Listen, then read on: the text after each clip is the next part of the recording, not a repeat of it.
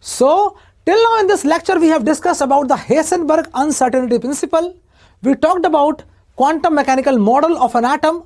Let's talk about the quantum numbers. Quantum numbers are those numbers which tells us about the address of electron in an atom.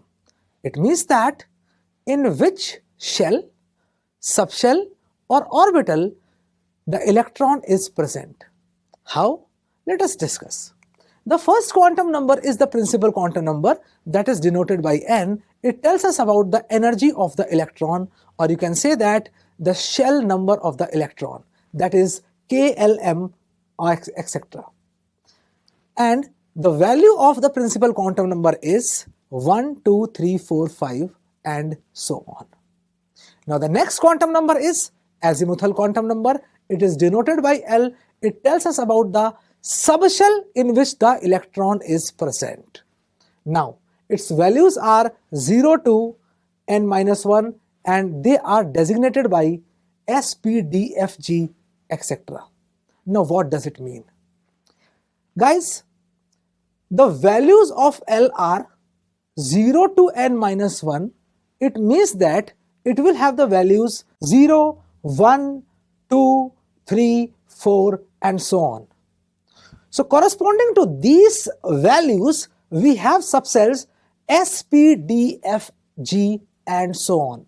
It means that whenever the value of L is equal to 0, it means that we are talking about S subshell.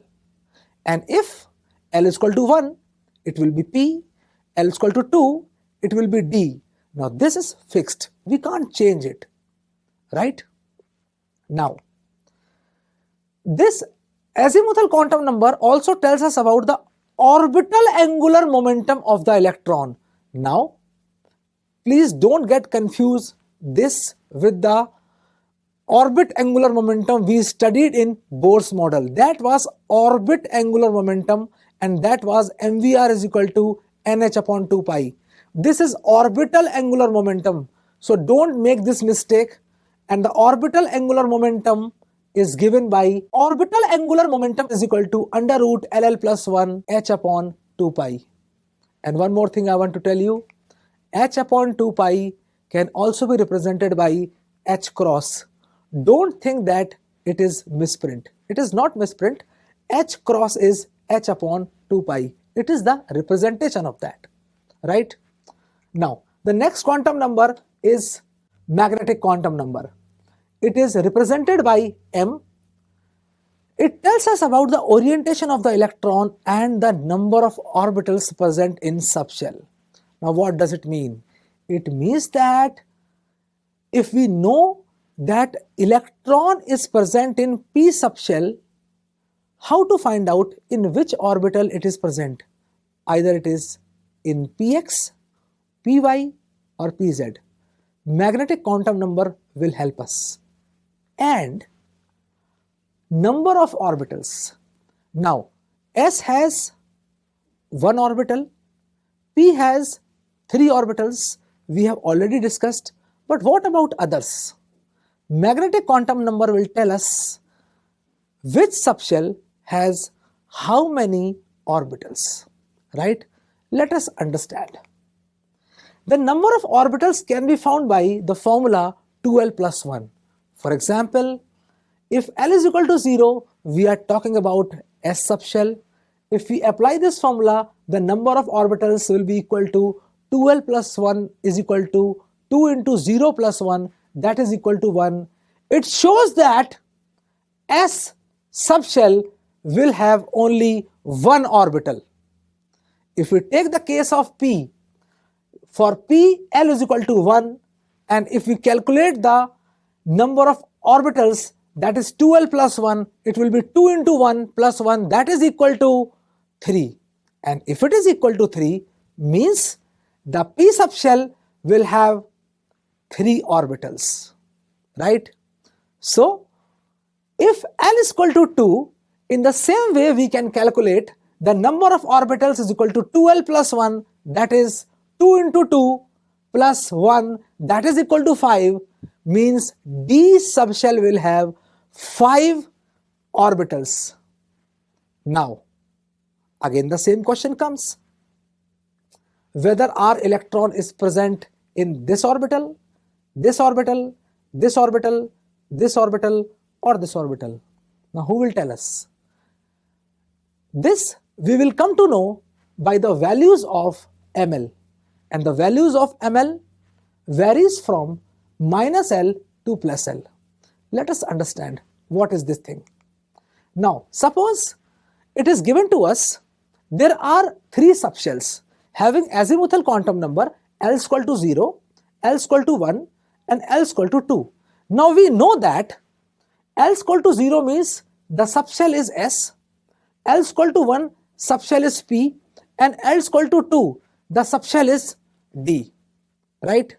Now in S we will have the value of ml. This is the value of ml, it is 0. Now for P, L is equal to 1, therefore the value of ml will be equal to -1 to +1, that is -1, 0, +1. For D subshell, L is equal to 2, the value of ml will be -2 to +2.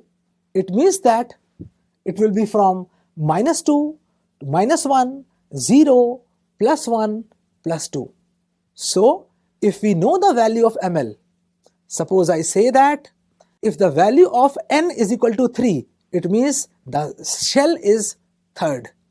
L is equal to 2 means it is D subshell. ml is equal to -1 means electron is present here in the -1 orbital. But we know that there are 3 type of p orbitals: px, py and pz, right? Are there any name given to d orbitals also? Yes, they have the name also and they have a particular value of ml also, and there are the names. Pz will be 0, always 0. Pz will be 0, px can be -1 or +1. Py can be -1 or +1. Now in case of D, dz square will be 0, dyz can be -1 or +1, dzx can be +1 or -1, dxy and dx square minus y square can be -2 or +2. So that's how we can find where our electron is, in which shell, which subshell and in which orbital. Now let's discuss about the 4th type of quantum number, and that is spin quantum number. Now electron rotates around the axis and it can rotate clockwise or anti-clockwise. And if it is rotating clockwise, then the spin quantum number will be +12, and if it is rotating in anti-clockwise direction, then it will be -12. And we can find out the spin angular momentum also, that is equal to orbital angular momentum is equal to under root s plus 1 h upon 2 pi, where s is equal to +12. So there are 2 spins possible for electron. One is clockwise, one is anti-clockwise. Clockwise we will represent the electron, the arrow up, and arrow down will be represented for the electron which is rotating anti-clockwise. The value of ms will be +12 and -12. Now in an orbital they will be written like this. So guys, these were the quantum numbers. Let's discuss about the shape of the orbitals.